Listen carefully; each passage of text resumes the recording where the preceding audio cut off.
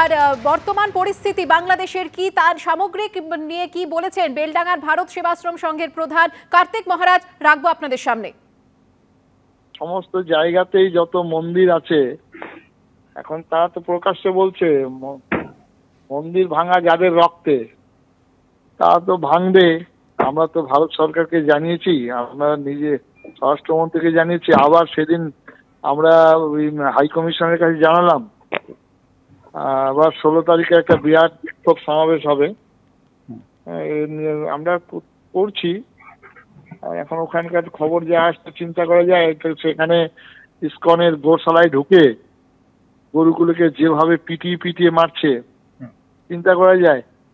মানুষকে মারছে, তারা কি করছে সেখান সেটাও করছে। আমাদের আরো ওখানকার মৌলবীরা এমন ভাবে বক্তব্য রাখছে ইমাম, কিন্তু আমাদের বাংলা থেকে এবং ভারতবর্ষ সারা ভারতবর্ষ থেকে কড়া প্রতিবাদ হচ্ছে। মিডিয়া বন্ধুরা এমন ভাবে প্রচার করছেন, তার সত্ত্বেও এটা হচ্ছে।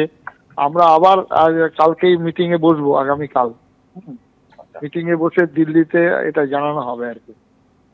যে বাংলাদেশ বহু গুরুত্বপূর্ণ পণ্যের জন্য ভারতের উপর নির্ভরশীল, সেখানে দাঁড়িয়ে এবার ভারতীয় পণ্য বয়কটের ডাক দিলেন বিএনপির প্রবীণ নেতা রুহুল কবির রিজভী। আর এদিনই মানিকতলা চত্বরে বাংলাদেশি কোম্পানির খাবারের প্যাকেট পুড়িয়ে পানীয়র বোতল রাস্তায় ফেলে প্রতিবাদ দেখালো অখিল ভারত হিন্দু মহাসভা। আপনারা মনে করছেন আপনারা পেঁয়াজ বন্ধ করে দিলে মানুষ, বাংলাদেশের মানুষ আর তরকারিতে পেঁয়াজ ব্যবহার করতে পারবে না। ভারতের বিরুদ্ধে বিষোদ্গার, হুঁশিয়ারি, এবিপি আনন্দকে নিশানা। ভারতের শাড়ি পোড়ানো থেকে শুরু করে ভারতীয় পণ্য বয়কটের ডাক। খালেদা জিয়ার দলের শীর্ষ নেতা রুহুল কবির রিজভীর ভারত বিরোধিতার জিগির বাড়ছে। যে বাংলাদেশে এখন জিনিসপত্রের দাম অগ্নিমূল্য, সাধারণ নাগরিক নাজেহাল, যে বাংলাদেশ একাধিক গুরুত্বপূর্ণ পণ্যের জন্য ভারতের উপর নির্ভরশীল, সেখানে দাঁড়িয়েই ভারতীয় পণ্য বয়কটের হাস্যকর ডাক দিচ্ছেন বিএনপির প্রবীণ নেতা। আমাদের ব্যবসায়ী, আমাদের যে সমস্ত কাপড়ের দোকান, আমাদের যে সমস্ত পণ্যের দোকান, টুথব্রাশ, সাবান, তারপরে নারিকেল তেল, সরিষার তেল, আমাদের দেশের ব্যবসায়ীরা, আমাদের দেশের বিল মালিকরা যেটা উৎপাদন করে আমরা সেটাই ব্যবহার করি, সেটাই বিক্রি করি। যারা ঘৃণা করে আমাদেরকে, যারা আমাদের দেশের প্রতি আগ্রাসন চালাতে উস্কানি দেয়, তাদের সাথে আমরা কোনো ব্যবসা বাণিজ্য করতে চাই।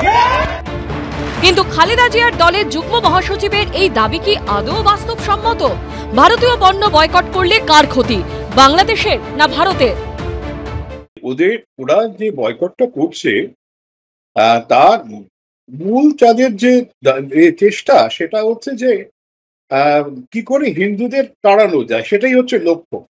এবং এই যে ভারতীয় জিনিস পোড়াচ্ছে, এই নয় যে ওরা জানে যে ভারত থেকে আমদানি বন্ধ হয়ে গেলে তো ওদের অসুবিধা হবে। ওরা জানে এইতে হিন্দুরা ভয় পাক। এগুলো হচ্ছে সিম্বলিক, হিন্দুদের ভয় পাওয়ানোর চেষ্টা। দেখো তোমাদের যাদের রুটস আছে ইন্ডিয়াতে, দেখে নাও তাদের জিনিস আমরা পুড়িয়ে দিচ্ছি, এবার তোমরা বিদায়। দেশটা স্বাধীনতা ভারতের সাহায্যে, সেটা ওরা বোঝাই যাচ্ছে অকৃতজ্ঞ। বাংলাদেশের পাল্টা শুক্রবার কলকাতায় একাধিক জায়গায় বাংলাদেশি পণ্য বর্জনের ডাক দিল অখিল ভারত হিন্দু মহাসভা। এদিন মানিকতলা চত্বরে বাংলাদেশি কোম্পানির চিপসের প্যাকেট পুড়িয়ে পানীয়র বোতল রাস্তায় ফেলে প্রতিবাদ দেখায় তারা।